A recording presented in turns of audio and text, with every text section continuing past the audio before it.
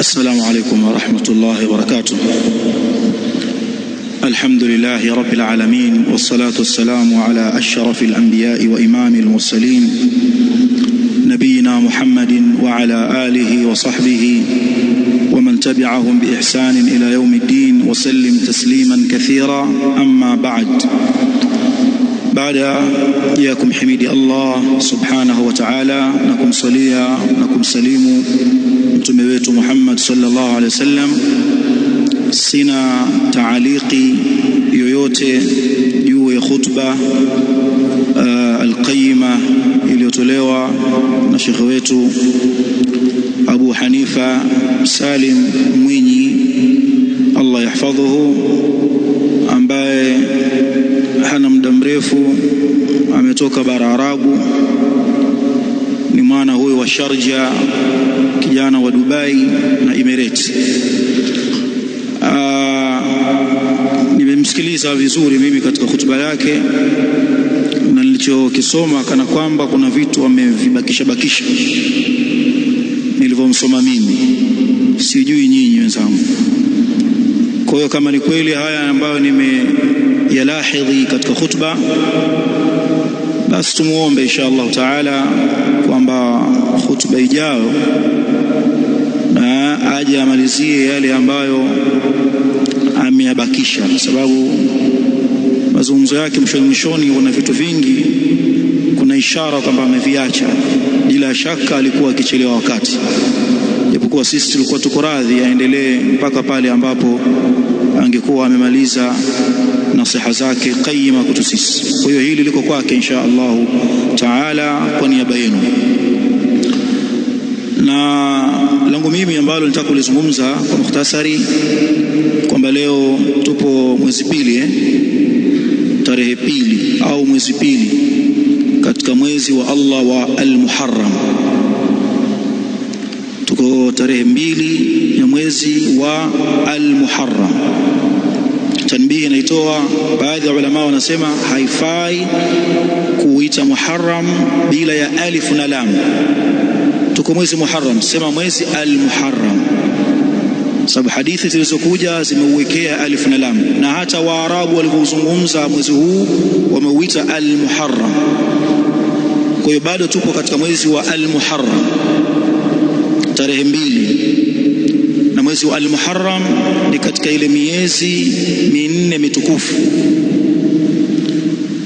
Na Mtume sallallahu alaihi wasallam alipoulizwa kuhusiana na saumu gani ni bora baada ya Ramadhan, akasema saumu bora baada ya Ramadhani ni saumu itakayofungwa katika shahrullahi al-Muharram, huu tuliokuwa nao.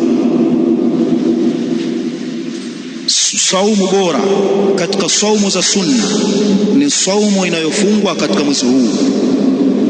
Hivyo ulama wakasema yustahabu, inapendekezwa katika mwezi huu wa al-Muharram watu wakithirishe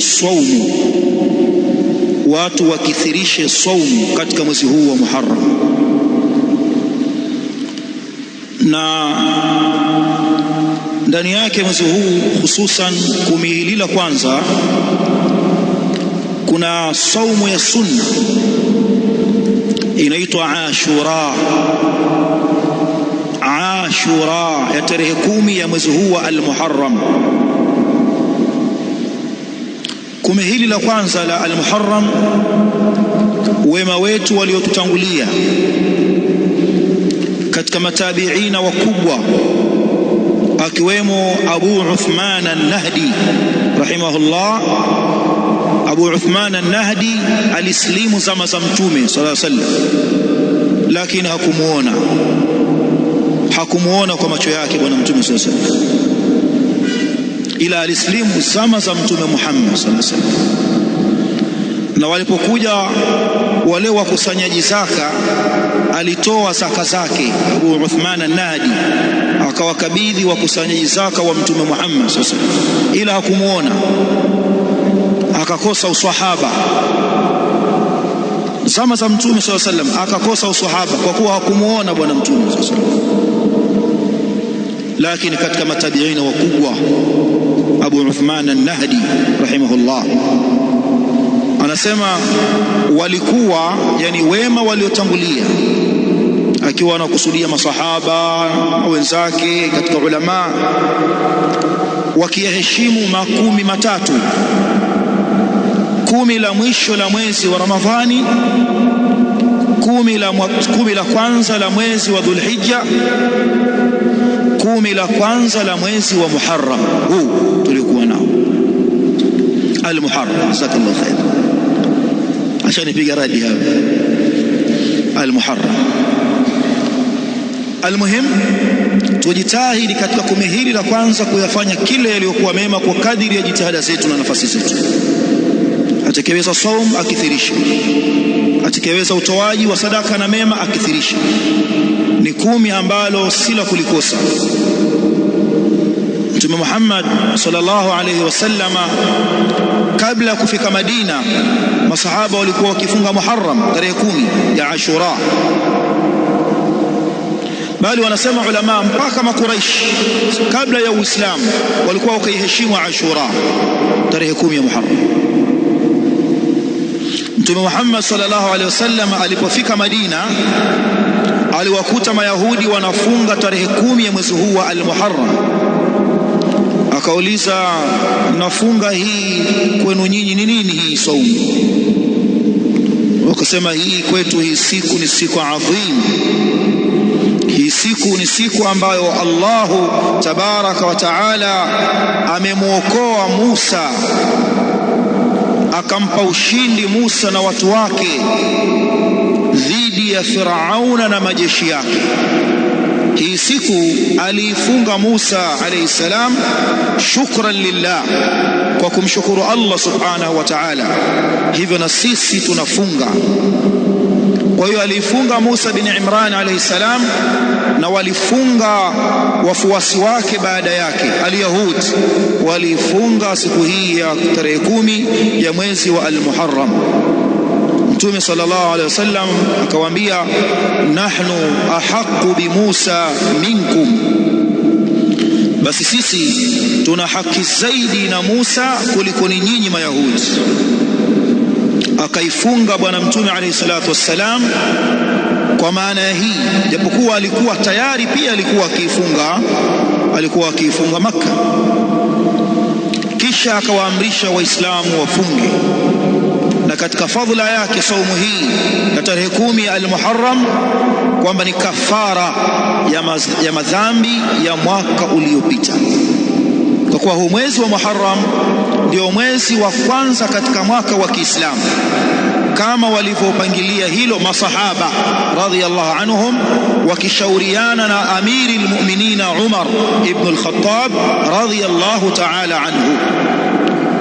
Umar ibn al-Khattab radhiyallahu anhu anafahamu kwamba kuna tarehe, lakini kipindi kile kulikuwa na tarehe za miladia, tangu kuzaliwa kwa Isa mwana wa Maryam, na watu wa Persia walikuwa wana tarehe zao, Waislamu hawana tarehe zao.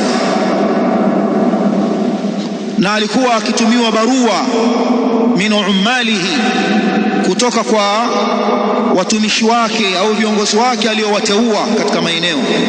Hajui barua zile zimeandikwa lini. Kawakusanya masahaba, wakashauriana, wakaweka tarehe al-Hijri, na mwezi wa kwanza walioweka wakaweka mwezi wa Muharram, al-Muharram, wakaweka mwezi wa al-Muharram kwamba huu ni mwezi wa kwanza katika tarehe ya Kiislamu, katika mwaka wa Kiislamu, katika mpangilio wao.